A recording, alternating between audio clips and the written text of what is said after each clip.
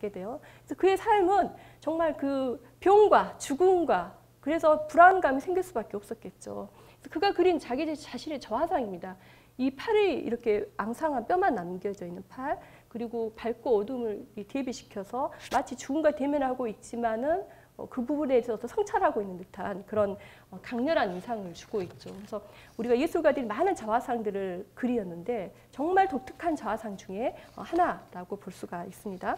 그래서 뭉크 특히 여러분이 너무나 잘 아는 절규라고 하는 이 작품은 너무나 잘 아시죠. 2013년도 그때 제가 조사했었을 때가 2013년도였어요. 그때 그 크리스티 소더비에서 가장 비싼 그 작품으로 판매됐던 그림이고, 그때 당시 이제 컴퓨터로 알레고리적 특성을 갖고 있는 것 중에서 가장 창조적인 작품이 무엇이냐라고 입력을 했었을 때 이 뭉크 작품 절규라고 하는 작품이 나와서 당시 신문에 이렇게 보도도 되기도 했었거든요. 그만큼 그 자신의 어떤 인간의 정신, 감정, 자신이 자라온 어떤 환경 속에서 이 죽음과 항상 함께하게 되고 그 죽음에 대한 어떤 두려움을 겪고 있었던 인물이죠. 근데 실제로 그는 몇 세까지 살았을까요? 80세가 넘게 살았어요. 그래서 우리가 그러면 이 뭉크를 통해서 무엇을 생각해 볼 수가 있느냐?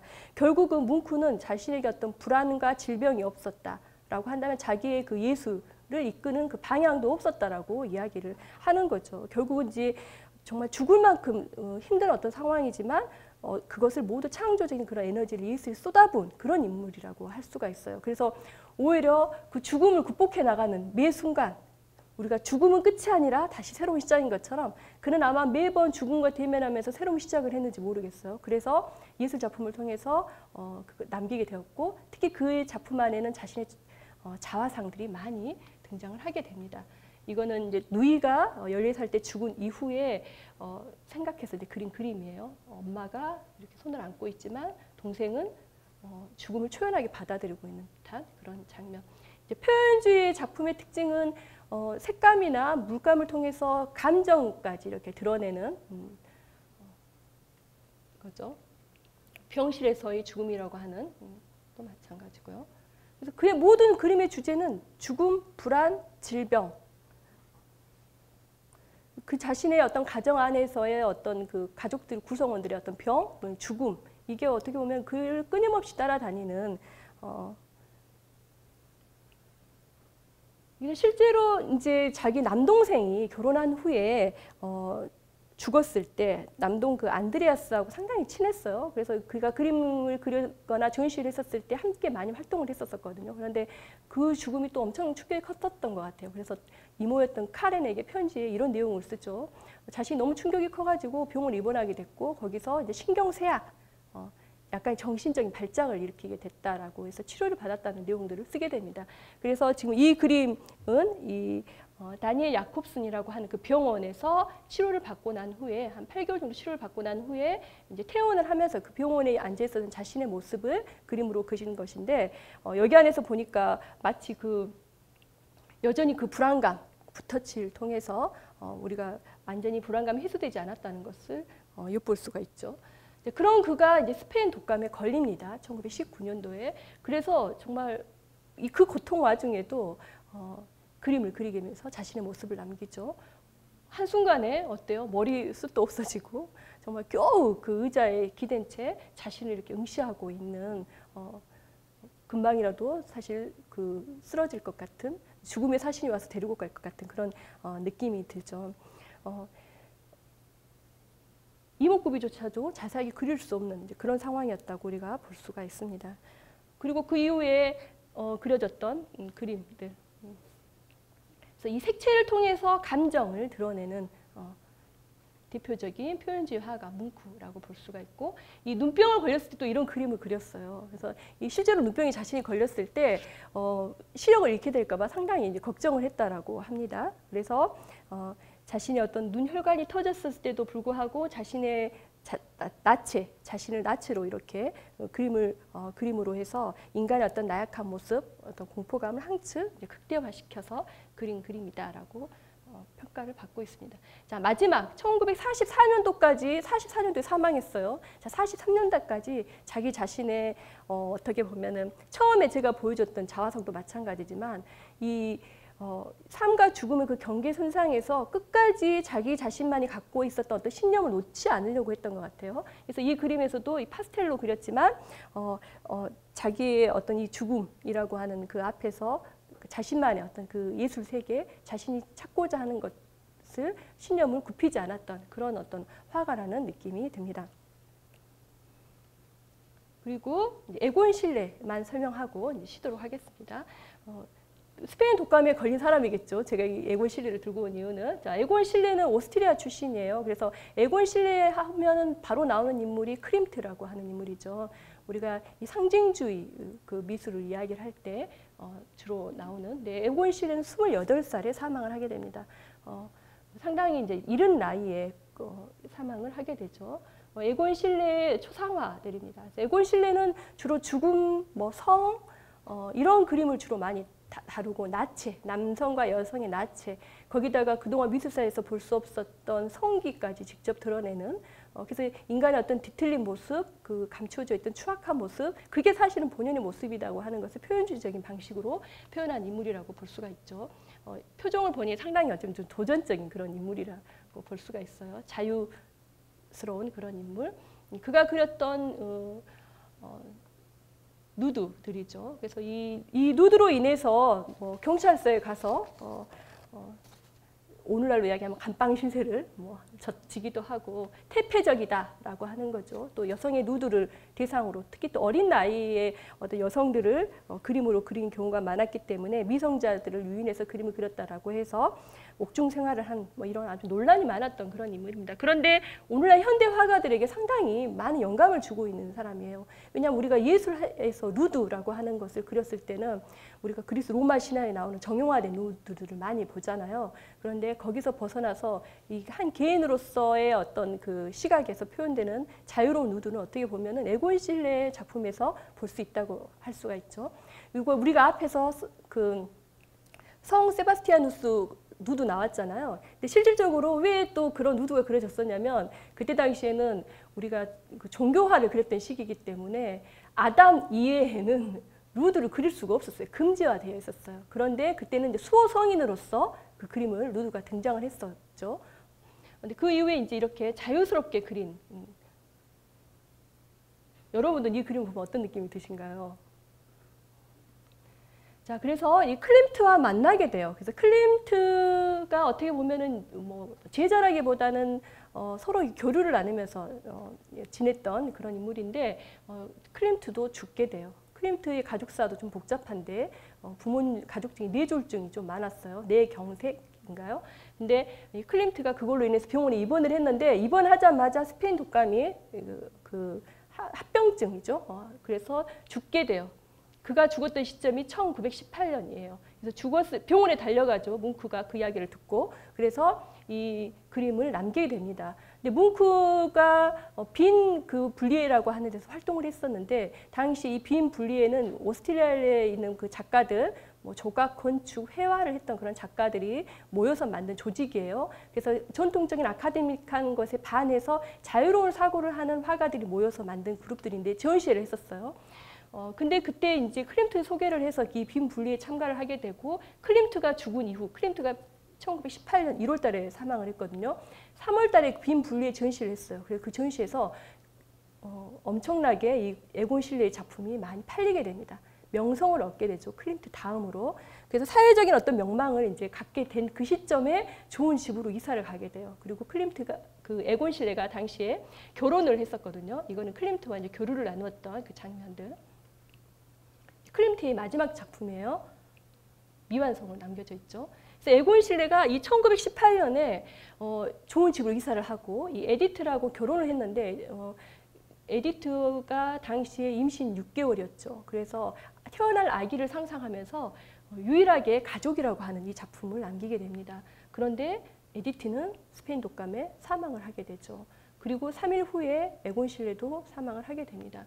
상당히 좀 안타까운 일이죠. 평소에 이제 에곤 실레가 모델로 많이 그렸던 자신의 부인 에디트에 관련 작품들이고, 이 작품은 마지막 작품이라고 하는데 제가 이 부분 확실하게 확인을 못했어요. 그런데 대다수 사람들이 이 작품을 마지막 작품이다, 에곤 에디트가 죽기 전에 마지막 작품을 그린 것이다라고 이야기하는데 좀 확인이 필요할 것 같습니다.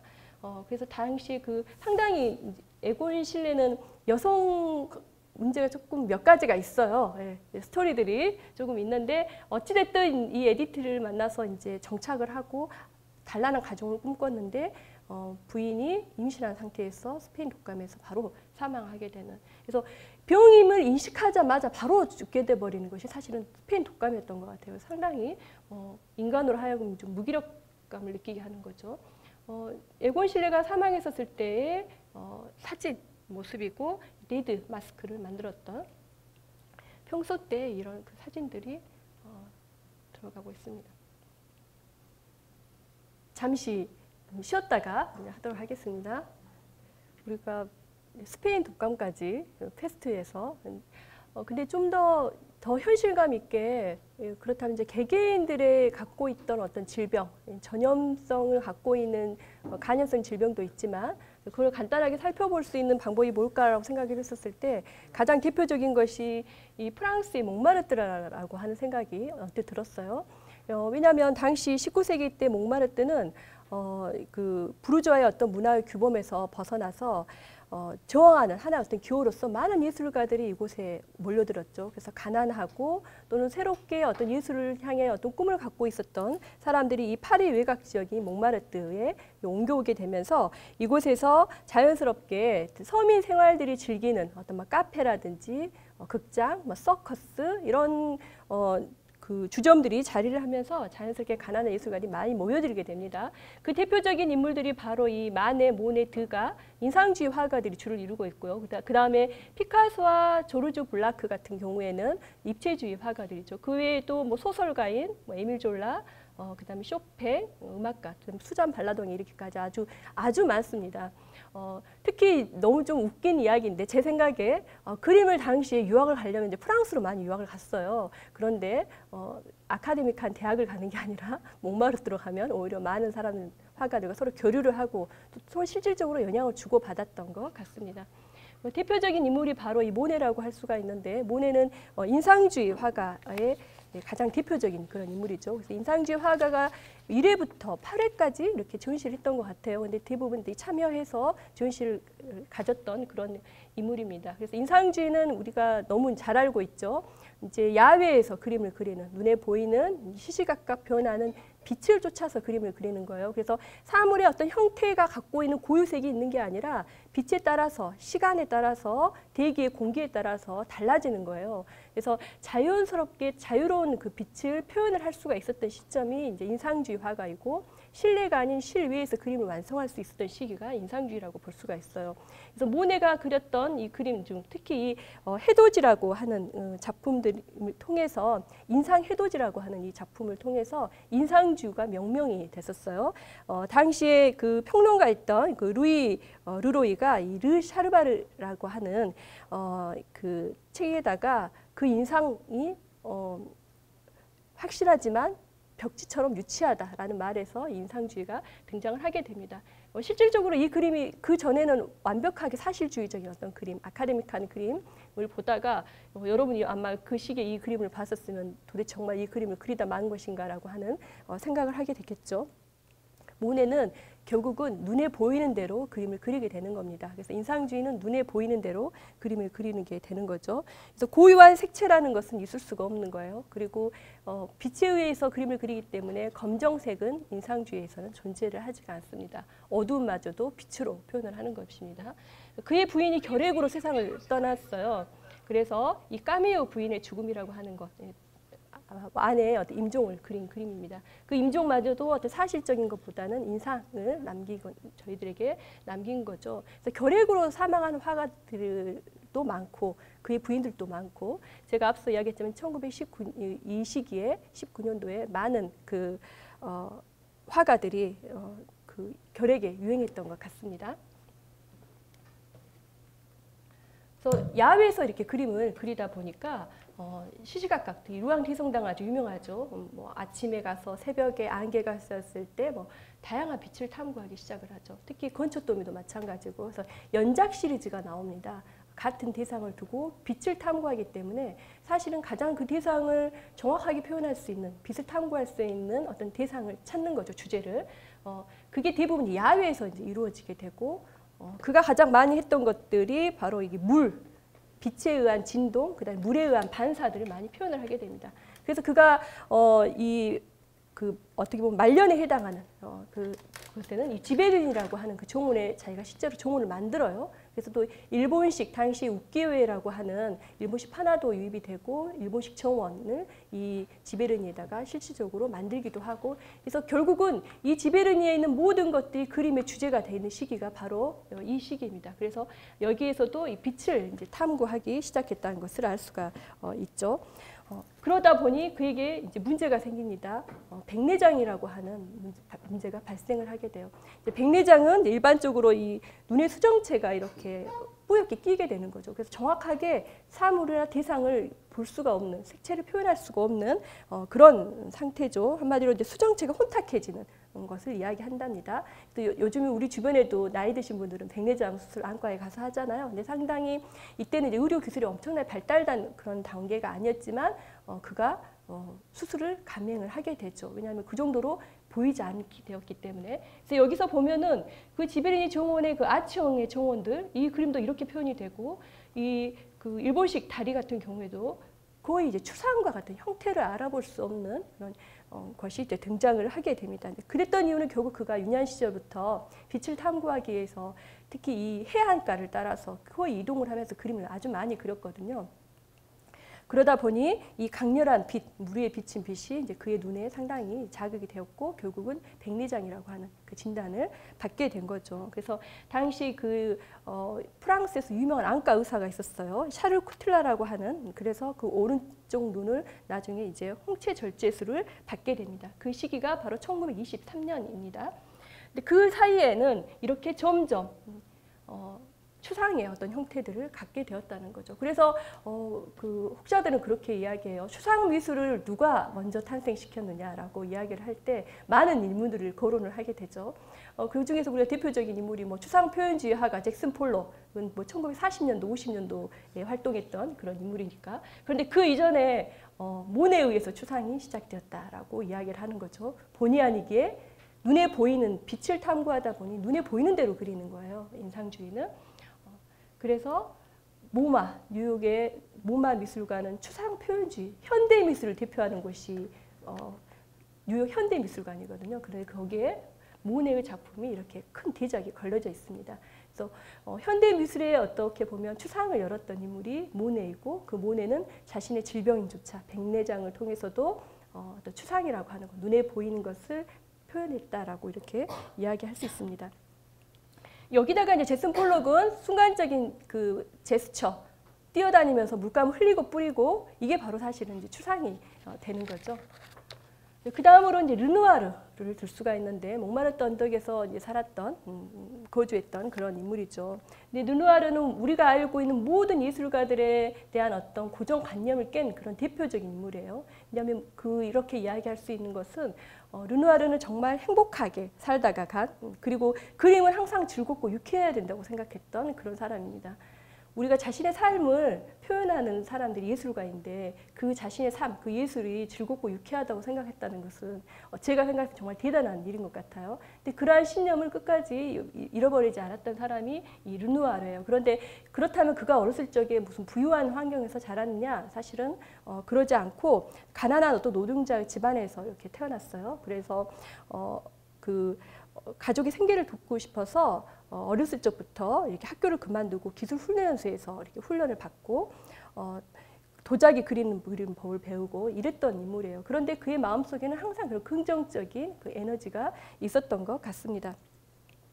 그래서 당시에는 이렇게 미술 교육을 직접적으로 어디서 주로 많이 받았냐면 화실, 유명한 화가의 화실에서 이렇게 그림을 그리게 됐는데, 글레이라고 하는 그 화실에서 머물면서 이 그림에 입문을 하게 됩니다. 그래서 그가 그렸던 대표적인 작품이죠. 이 갈랑드에 있는 이 무도회라고 하는 작품인데, 당시 이 그림을 그렸을 때도 많은 지탄을 받았어요. 그 이유는 뭐겠어요?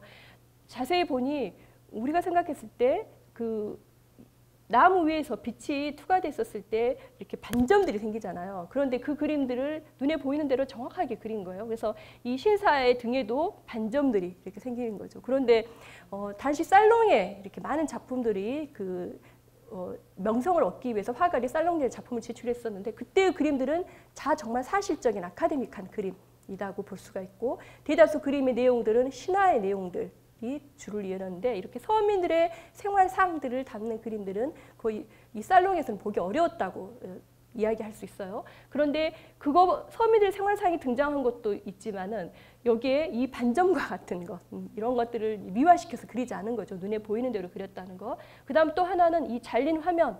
이전에는 사진예술이 이때부터 발달을 하기 시작을 했는데 그 이전에는 항상 그 그림의 주인공, 주제는 가운데 있어야 되는 거죠. 그런데 이 어깨가 잘린 사람이 등장한다는 것은 있을 수 없었다는 거죠. 근데 당시에 이제 사진 기술이 발달을 하기 시작을 하면서 이런 그림들을 자연스럽게 자유스러운 이제 그림이 등장하게 됐다는 것을 알 수가 있죠.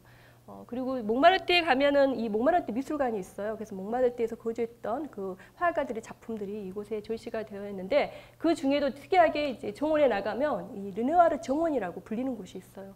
거기 보면 그네라고 하는 작품인데 이 르누아르가 이 목마르트에 지내면서 이곳에서 이제 많이 왔다 갔다 하면서 그림을 많이 그렸다라고 하는 장소로 알려져 있죠.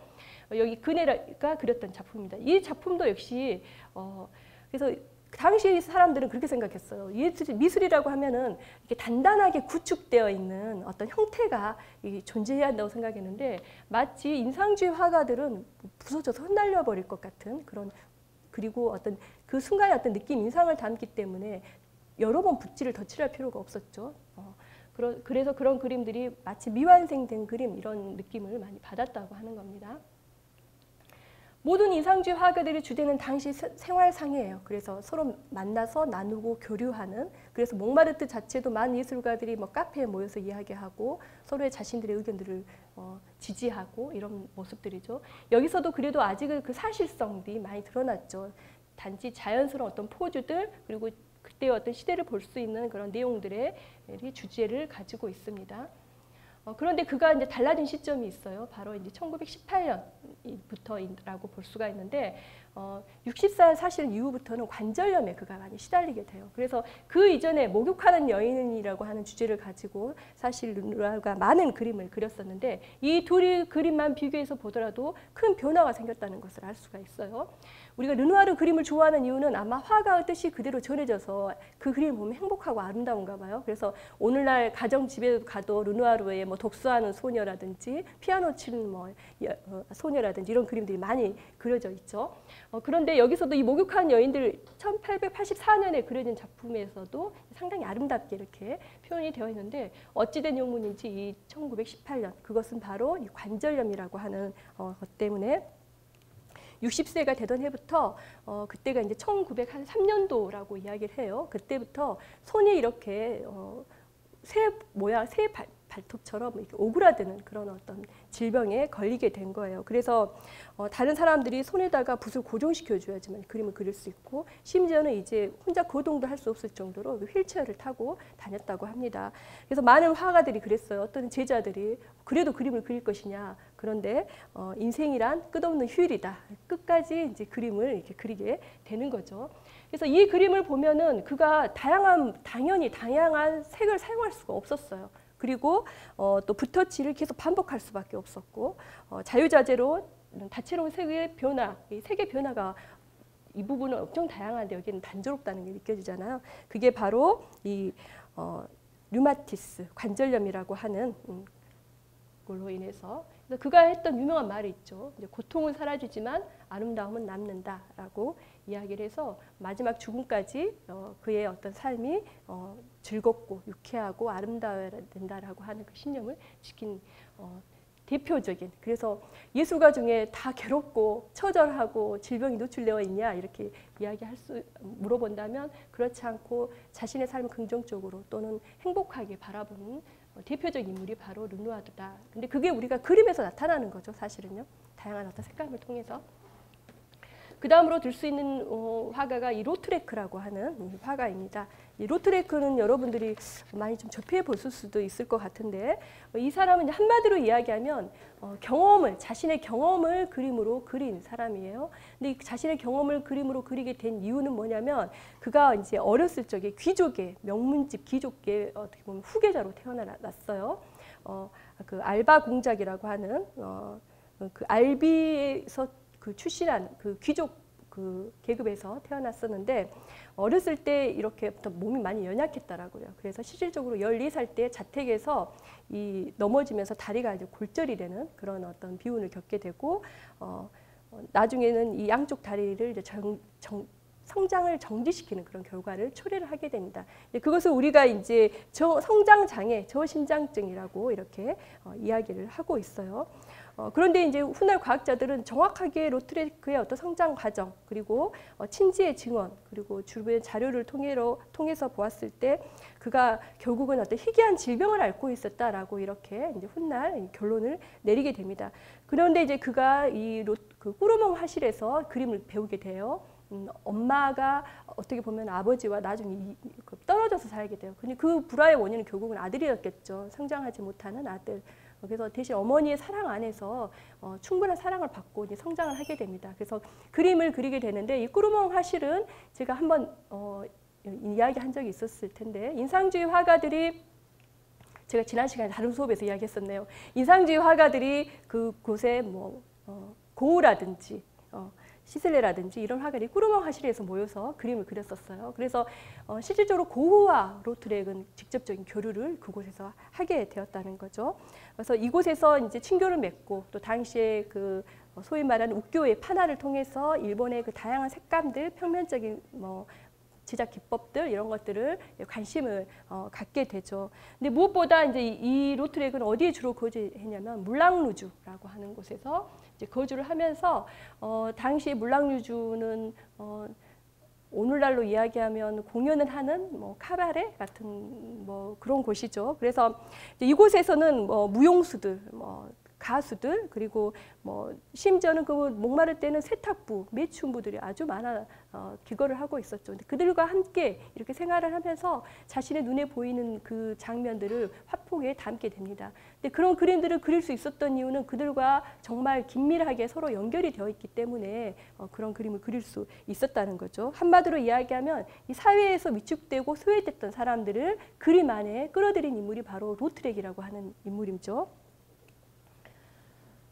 이 지금 앞에 보여지는 이 장면은 이 세례가 그린 개업 포스터라고 이렇게 되어 있는데, 물랑루주가 오픈을 하면서 그 물랑루주를 알리는 포스터를 이 세례라는 인물이 처음 그렸어요. 근데 이 이후에 이제 로트렉이 그걸 맡게 돼요. 그래서 로트렉이 사실은 포스터라고 하는 그래서 우리가 포스터를 통해, 포스터도 하나의 어떻게 보면 작품이죠. 그래서 우리가 마치 미술관 안에 위대한 예술 작품을 소유하지 않아도 이 포스터는 어떠한 그 속임수도 없고 현장감, 그다음에 사실적인 그 상황을 그대로 드러내주고 알려주는 게 포스터잖아요. 그래서 이 포스터들이 일반 사람들과 함께 이렇게 서로 친밀하게, 그래서 길을 가다가도 포스터를 볼 수 있는 거죠. 삶과 예술이 결합한 그래서 목판화를 통한 포스터를 많이 제작을 하게 됩니다. 그런 그림들이 나타났던 이유도 그의 삶과 연결이 되었다. 성장장애라고 하는 것과 연결이 되었다고 볼 수가 있습니다. 여기에 보면은 자연스럽게 그의 사촌과 같이 이제 이 물랑루주를 방문했었을 때 자신의 모습을 그린 건데, 어디에 있는지 아시겠죠? 저기 있죠. 키가 큰 남자 밑에 조그만 로트렉은 실질적으로 자기 자신의 자화상을 많이 남기지 않았어요. 그런데 여기에도 이 물랑루주의 안의 분위기를 그림으로 남기면서 자기 자신의 모습도 솔직하게 이렇게 표현을 하고 있습니다. 그래서 그의 삶은 결국은 그 예술과 인생 그 자체 하나의 간격도 없다. 거의 경험적인 어떤 투영으로 된 그것을 그대로 드러냈고, 또 포스터라고 하는 매체를 통해서도 드러냈고요. 그래서 그가 그렸던 그림들이 이렇게 당시 어떤 그 무희들, 춤을 추는 무희들이라든지 이런 것을 아주 자연스럽게 표현을 하게 됩니다.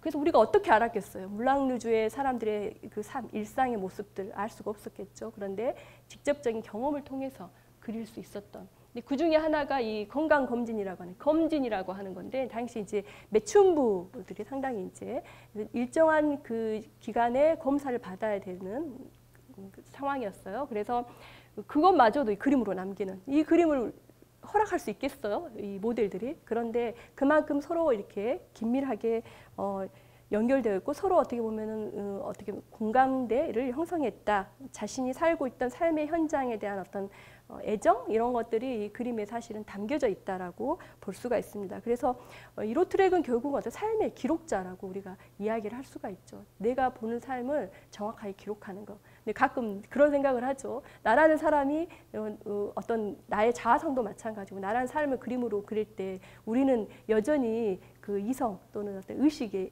통해서 뭔가 좀 더 그 신고전주의 작품처럼 뭔가 좀 더 꾸미고 좀 그럴듯하게 보여지려고 하는 그런 욕망을 갖고 있는 것 같아요. 그래서 자기 자신을 직접적으로 정말 들여다본다는 것, 그것도 예술로서 표현한다는 것은 대단한 그 사실은 자신감이고 결국은 자신을 인정하는, 그래서 어떻게 보면은 미련 없이 삶을 살다 갈 수 있는 그런 방법인 것 같습니다. 그래서 포스터를 통해서 당시에 그 유명했던 이제 그 무도회 안에서 유명했던 잔 아브렐이라든지 이런 인물들, 라굴키라고 하는 여성은 엄청 인기가 많았다 그래요.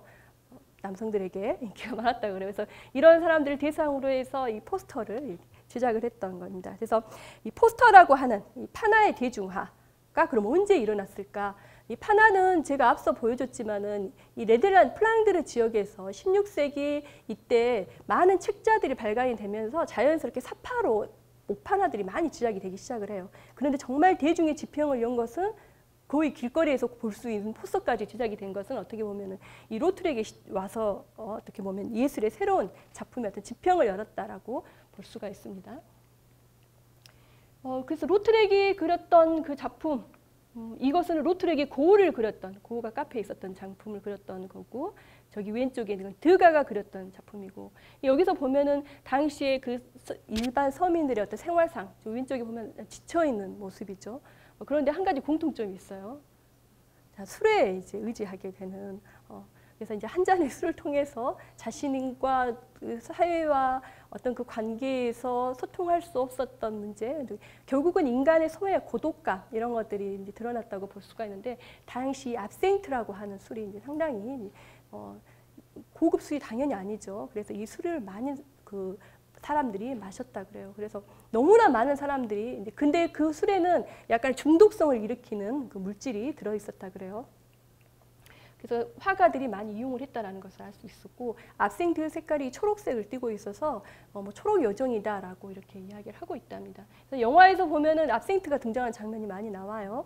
그래서 이 수저 위에다가 이 설탕을 사각 설탕을 올려놓고 압생트를 부으면서 이 또 물과 함께 이렇게 부어가지고 희석해서 먹었다. 독하니까 아주 저급한 그런 술이라고 볼 수 있지만 실제로 많은 사람들이 대중화가 되고 약간의 그 정신적인 질환을 좀 유발하는, 그리고 황시증이라고 하죠. 그래서 우리가 고흐도 역시 정신적인 어떤 질환을 갖고 있었는데 이 압생트를 많이 마셔서 노란색을 많이 그리게 됐다. 이렇게 이야기를 하고 있는데 제가 거기까지는 동의를 정확하게 못하겠습니다. 하지만 중요한 것은 많은 몽마르트에서는 화가들이나 일반 서민들이 압생트를 많이 마셨다. 그래서 실질적으로 1910년도에는 이 금주령을 내리게 했어요. 그리고 현재 제가 알기로는 1980년도 이후에 다시 재생산이 되면서 지금 여러 가지 어떤 그 모양으로 이렇게 판매가 되고 있다라고 하는데, 당시에 또 풍자했던,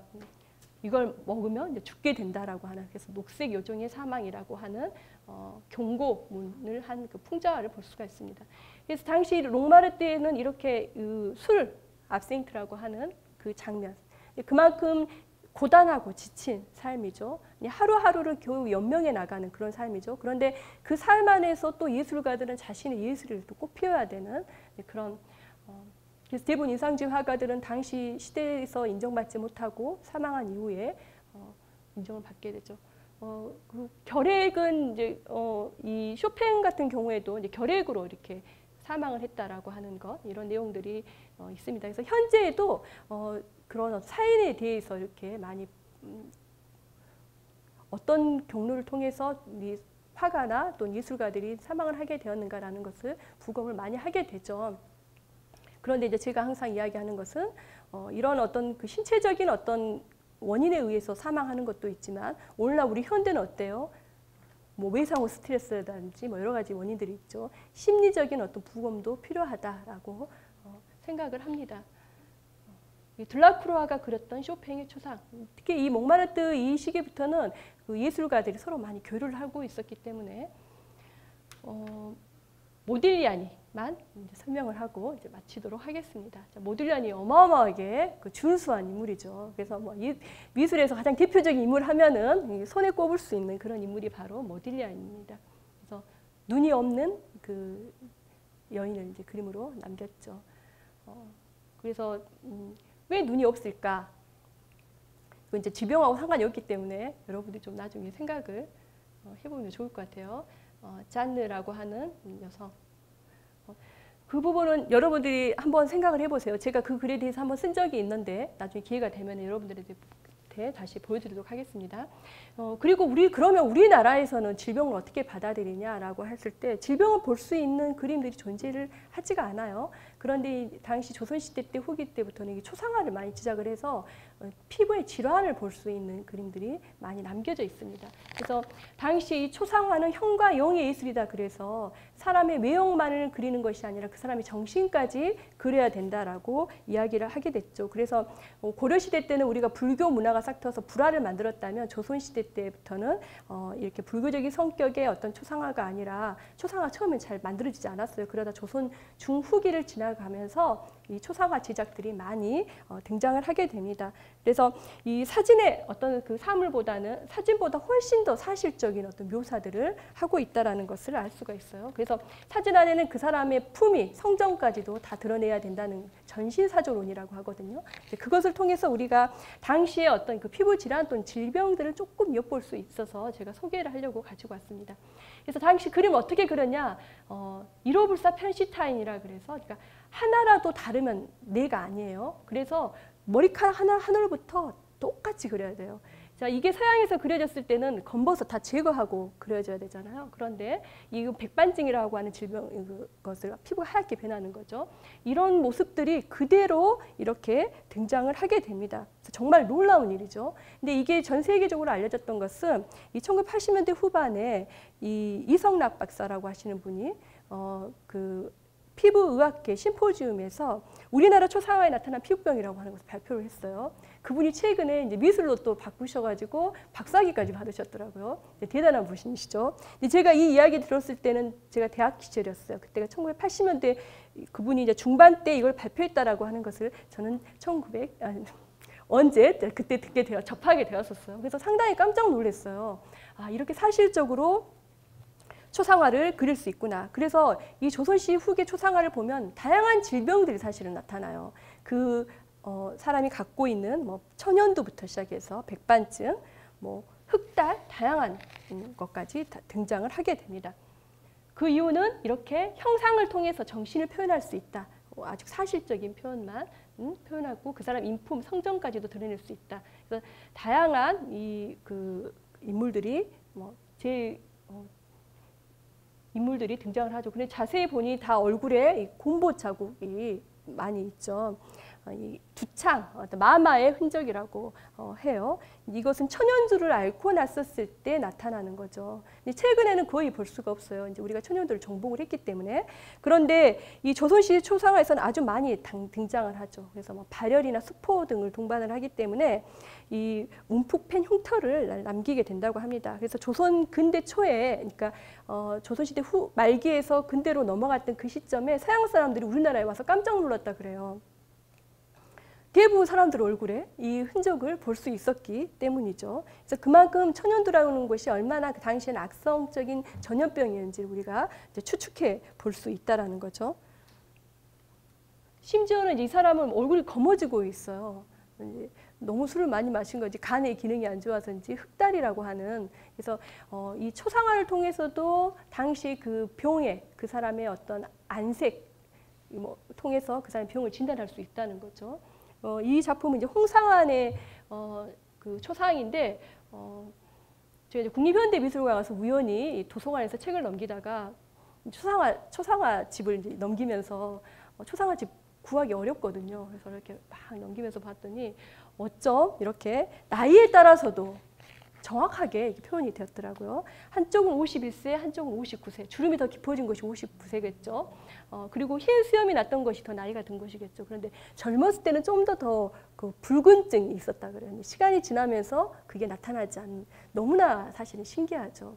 그래서 가끔 우리가 이제 유럽의 모든 그 초상화들을 보면서 정말 사실적으로 그림을 그렸다고 깜짝 놀랄 텐데, 그렇지 않고 실질적으로 조선시대 후기에 이미 우리는 이 초상화를 통해서 어떻게 보면 사실성의 진수, 거기다가 사물의 외형만 그리는, 대상의 외형만 그리는 것이 아니라 그 사람의 정신까지도 드러내는 정말 대단한 그런 업적을 남겼다고 볼 수가 있습니다. 자, 여기까지 그 간염성 질환에 대해서 설명을 했고요. 지금 이 장면, 이거 하나만 좀 더 볼까요? 중간에 이 장면이 빠져 있었는데 2001년도 우리가 아까 아테네 질병 이야기를 했었죠. 흑사병이 등장하기 전에 아테네와 스파르타 이 플라토누스 전쟁을 통해서 등장했던 아테네 전염병, 이게 이제 많은 학자들이 연구를 했어요. 그래서 제가 이제 신문이라든지 여러 자료를 찾아봤더니 2001년도에 이 아테네 고대 펠로폰네소스 전쟁에 여러 무덤들이 발견이 됐다 그래요. 그래서 많은 이제 그 의학과 대학에서, 미국에 있는 의과대학, 뭐 영국의 의과대학, 이 대학에서 연구를 했어요. 그래서 이 아테네 전쟁은 고대 생물의 테러인가라고 하는, 이건 하나의 논문이에요. 이거 말고도 여러 가지 이제 논문들을 추정을 하는 거죠. 도대체 무엇 때문인가? 근데 잠정적으로는 장티푸스라고 이렇게 이야기를 하는데, 이 2450년 전 인류 최초의 기록 전염병의 증상을 정리를 해놨어요. 이제 누가 정리를 했냐면 이 루크레티우스라고 하는 로마의 시인, 당시에 그 사람이 아테네 전염병에 대한 여러 기록들을 남겨놨었고,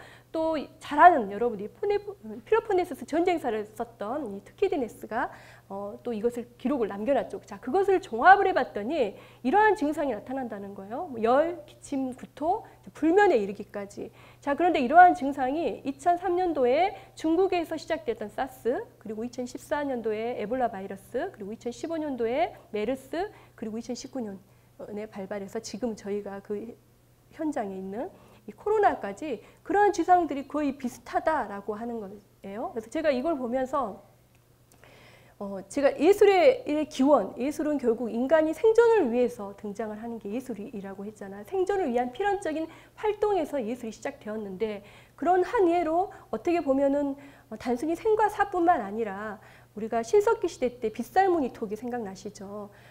그 전에는 어떤 그릇에 뭘 담아서 음식을 보관한다거나 먹는다는 것 자체가 없었는데, 이 모래 사장에다가 이 빗살무늬 톡이 이렇게 생겼잖아요. V자형으로 딱 꽂아놓고 음식을 담거나 먹을 수 있는. 그런데 오늘날 그릇이라는 용도는 지금 똑같이 저희가 쓰고 있어요. 단지 재료적인 측면 또는 어떤 미적인 요소를 가미한 것, 거기다 어떤 뭐 그림을 그린다든지 이런 어떤 그 형태와 재료적인 측면만 바뀌어졌지 사용하고 있는 용도는 같다라고 하는 거죠. 자, 그런 의미에서 이미 2450년 전에 발생했던 이 전염병의 특징, 물론 이게 여기에 다 포함이 되지는 않겠지만 이 안에서 우리가 여전히 어떻게 보면은 지금 현재까지 벗어나지 못하고 있는 그런 상황이다. 그래서 그런 비슷한 부분들을 조금 느꼈습니다. 자, 오늘 저희 강의는 여기까지 하고요. 그래서 처음에 의학과 미술이 만났던 지점, 그리고 전염병으로서 흑사병과 그다음 스페인 독감, 그리고 이 개개인의 화가들을 우리가 엿볼 수 있는, 사실 화가들 너무나 많죠. 그래서 몽마르트에서 대표적인 분들만 봤는데, 가장 또 제가 이제 또 이야기하고 싶은 것은 정신적인 문제. 우리 현대인들에게 있어서 제가 이야기한 것처럼 눈에 보이는 것보다 보이지 않는 것을 치료한다는 것이 사실 정말 힘들죠. 현대인들 누구에게나 정신적인 어떤 부분의 어떤 불안감, 기타 등등의 어떤 직면에 있었을 텐데, 이런 부분들을 표현한 화가들이 상당히 사실은 많아요. 그래서 그런 부분들까지도 나중에 그래서 사람이 이제 죽게 되면은 신체적인 부검뿐만 아니라 이제 정신적인, 심리적인 부검도 이제 필요한 시대가 됐다라는 생각을 이제 하게 됩니다. 네, 오늘 여기까지 하겠습니다.